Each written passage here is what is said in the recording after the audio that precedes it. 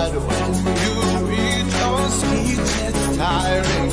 Enough is enough. I'm covering my ears like a kid.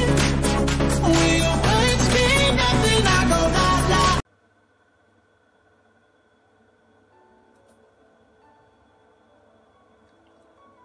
Bismillahirrahmanirrahim. Assalamualaikum warahmatullahi wabarakatuh. Alhamdulillahirabbil alamin. Wabihi nasta'inu ala umuri dunya waddin. Wassalatu wassalamu ala asyrafil anbiya'i wal mursalin wa ala alihi wa sahbihi ajmain, amma ba'd.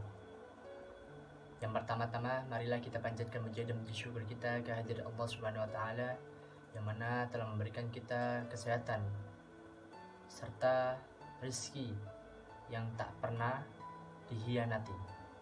Oke. Dan yang kedua, tak lupa salawat serta salam tetap tercurahkan kepada baginda kita Nabi besar Muhammad Shallallahu Alaihi Wasallam yang mana telah menuntun kita dari jalan kegelapan menuju jalan terang benderang, yakni ad-dinul Islam wal iman. Dan yang ketiga, tak lupa saya berterima kasih kepada penonton dan dosen yang telah melihat video saya maupun presentasi dengan materi dasar dan tujuan pendidikan Islam.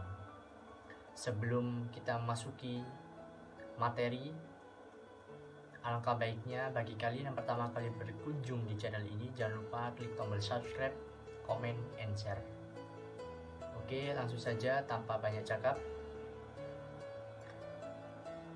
Terlebih dahulu, tak lupa saya memperkenalkan diri. Nama saya Muhammad Alifi.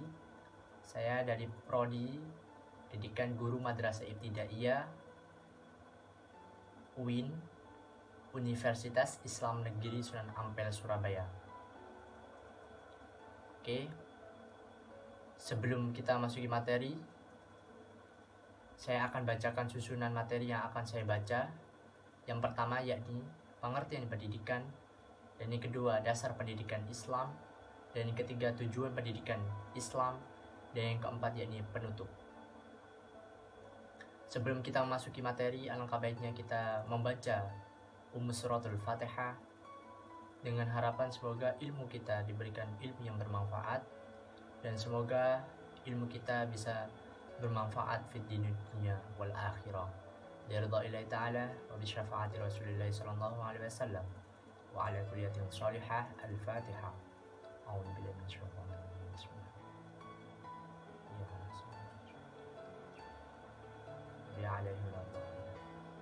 Baik, langsung saja untuk materi yang pertama, yakni pengertian pendidikan. Apa yang kalian ketahui tentang pendidikan? Pendidikan adalah atau merupakan unsur terpenting bagi manusia untuk meningkatkan kadar keimanannya terhadap Allah Subhanahu wa taala.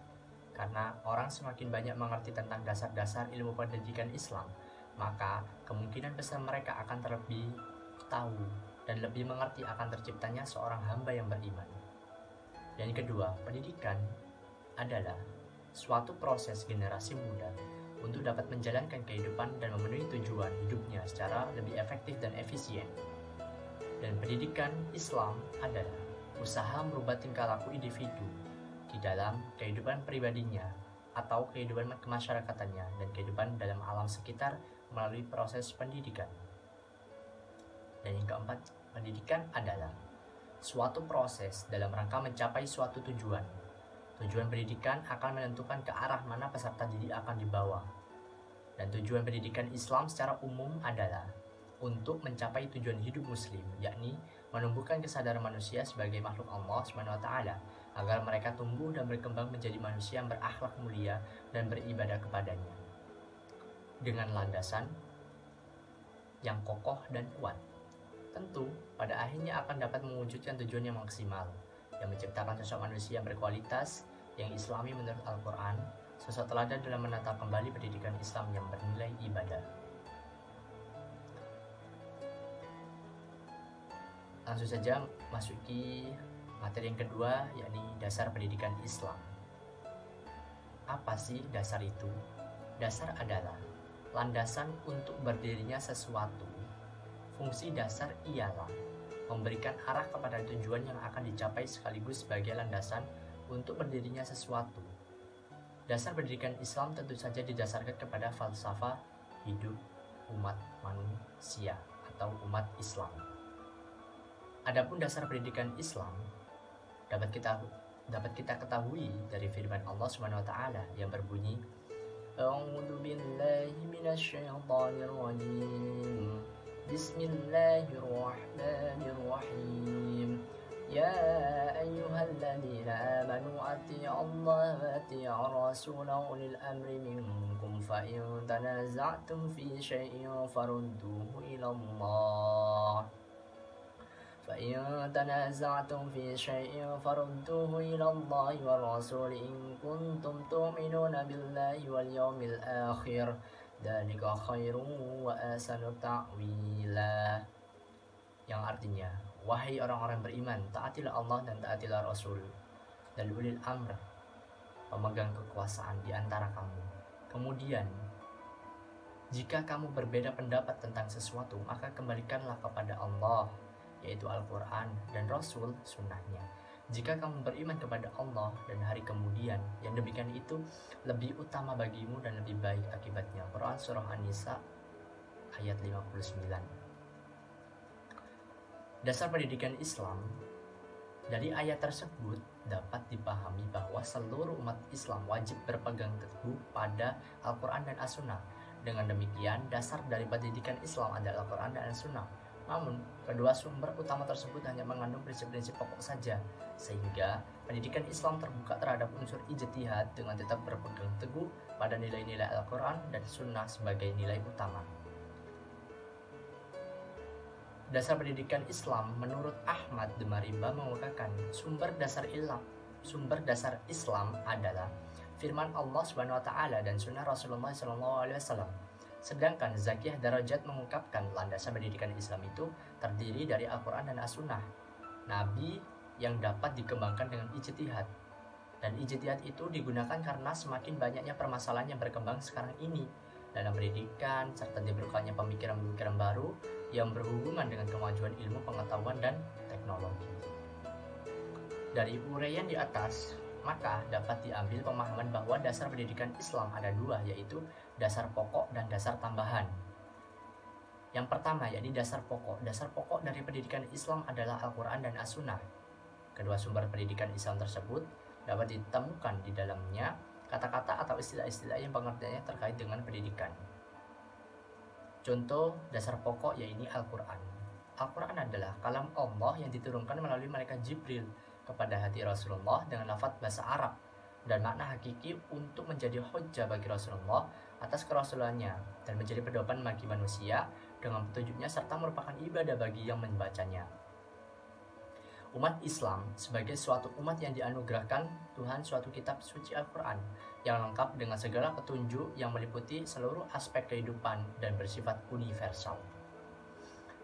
Pada masa awal pertumbuhan Islam, Nabi Muhammad SAW adalah sebagai pendidik pertama telah menjadikan Al-Quran sebagai dasar pendidikan Islam di samping sunnah beliau sendiri. Kedudukan Al-Quran sebagai sumber pokok pendidikan Islam dapat dipahami dari ayat Al-Quran itu sendiri. Dalam Quran surah As-Sad yang berbunyi A'udzu billahi minasyaitonir rajim. Bismillahirrahmanirrahim. Kitabun anzalnahu ilaika mubarakun liyadabbaru ayati wa liyatadakkaru ulul albab, yang berbunyi artinya kitab Al-Quran yang kami turunkan kepadamu penuh berkah agar mereka menghayati ayat-ayatnya dan agar orang-orang yang berakal sehat mendapat pelajaran. Quran surah As-Sad ayat 29. Dan kedua yakni As-Sunnah. Sunnah dapat dijadikan dasar pendidikan Islam karena sunnah hakikatnya tak lain adalah penjelasan dan praktek dari ajaran Al-Quran itu sendiri. Di samping memang sunnah merupakan sumber utama pendidikan Islam karena Allah SWT menjadikan Nabi Muhammad SAW sebagai teladan bagi umatnya seperti yang dijelaskan dalam firman-Nya dalam Quran surah Al-Ahzab yang berbunyi A'udzu billahi minasyaitonir rajim. Laqad kana lakum fi rasulillahi uswatun hasanatun liman kana yarjullaha wal yawmil akhir wa dzakarallaha katsira. yang berbunyi artinya sungguh telah ada pada diri Rasulullah itu suri tauladan yang baik bagimu, bagi orang yang mengharap rahmat Allah dan kedatangan hari kiamat, dan yang banyak mengingat Allah SWT. Quran Surah Al-Ahzab ayat 21. Dalam dasar pendidikan juga disebutkan dalam sabda Rasulullah SAW yang berbunyi, man arada dunya fa'alaihi bi'ilmi, wa man arada al-akhirata fa'alaihi bi'ilmi, wa man arada huma fa'alaihi bi'ilmi. Rawahul Bukhari wa Muslim. Yang artinya, barang siapa yang menghendaki kebaikan di dunia, maka dengan ilmu. Barang siapa yang menghendaki kebaikan juga di akhirat, maka dengan ilmu. Dan barang siapa yang menghendaki keduanya, maka dengan ilmu. Hadis riwayat Bukhari dan Muslim. Dan untuk hadis yang kedua yang berbunyi, taraktu fikum amroini ma in tamsaktum bihima lan tadillu abadan, kitaballahi wa sunnati wa rasulihi. Rawahu Hakim. Yang berbunyi artinya, telah aku tinggalkan kepada kalian semua dua perkara yang jika kalian berpegang teguh padanya, maka tidak akan tersesat selama-lamanya, yaitu kitab Allah, Al-Quran, dan As-Sunnah, Nabinya. Hadis riwayat Hakim.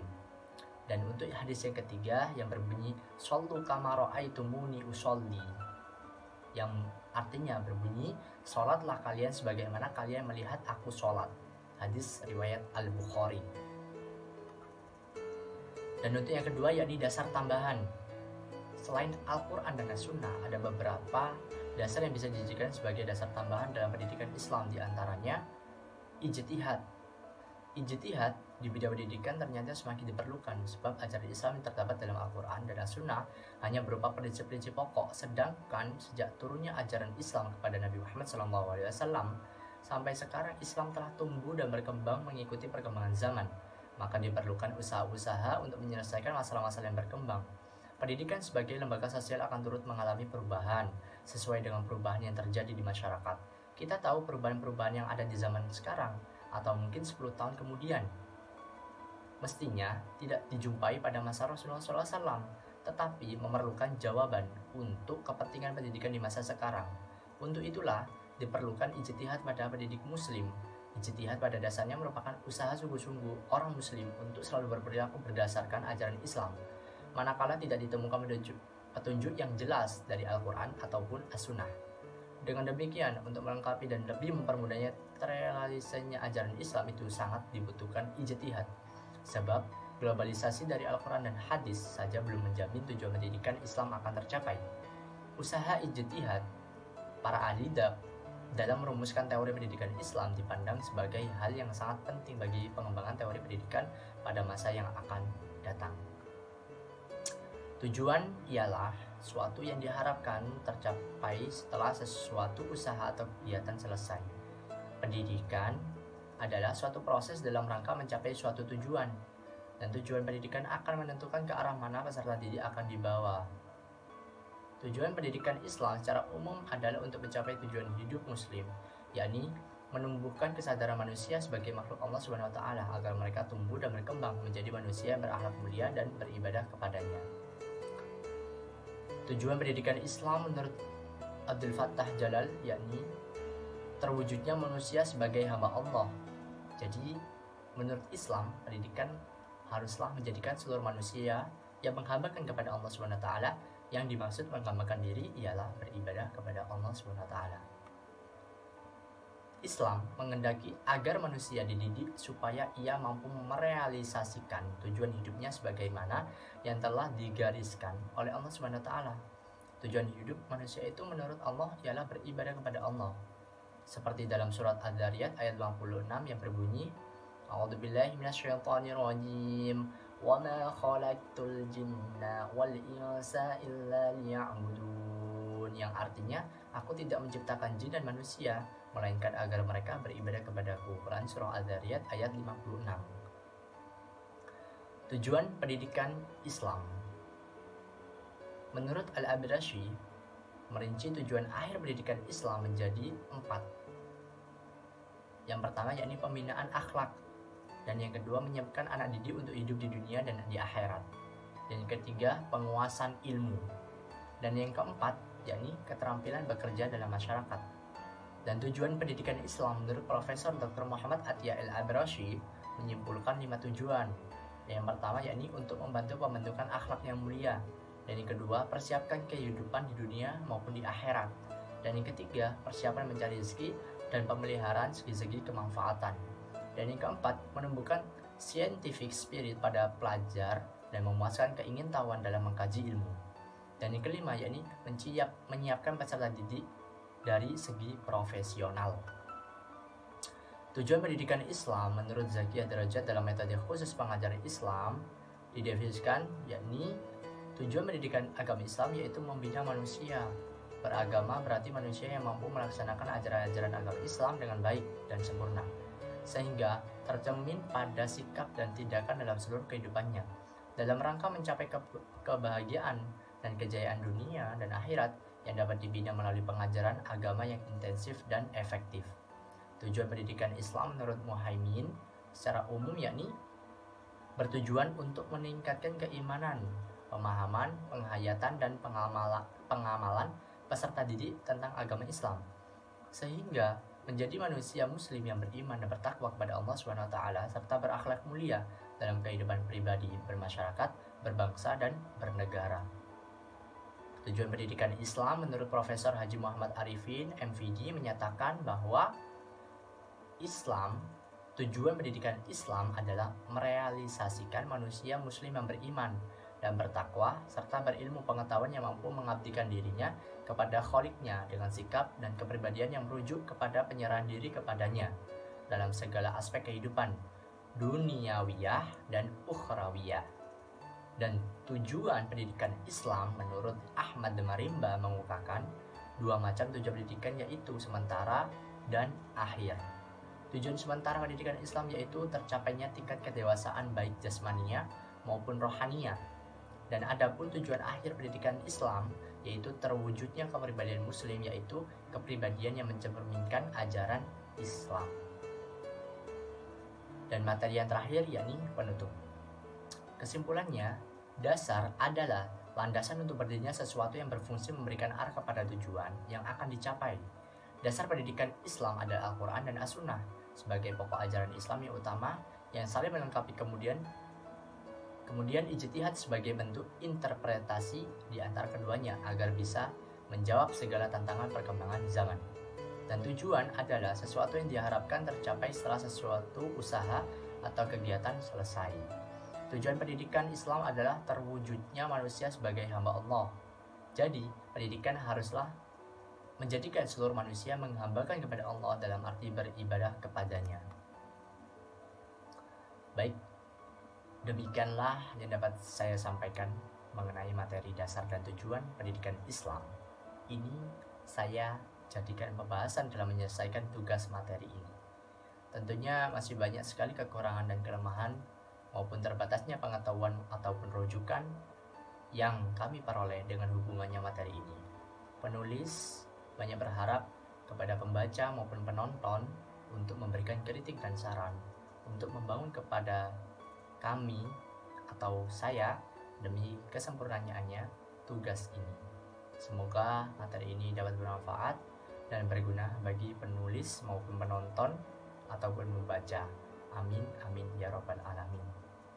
Baik, itu saja yang bisa saya sampaikan. Sebelum saya tutup, apabila materi ini bermanfaat bagi kalian, jangan lupa klik tombol subscribe, comment, and share, dan jangan lupa nyalakan notifikasinya. Baik, itu saja. Langsung saya undur diri. Akhir kalam, wabillahi taufiq wal hidayah, waridha wal inayah. Wassalamualaikum warahmatullahi wabarakatuh. See you in the next video. With a nice watch on and up and tan. I'ma go get everything Mother Earth can send.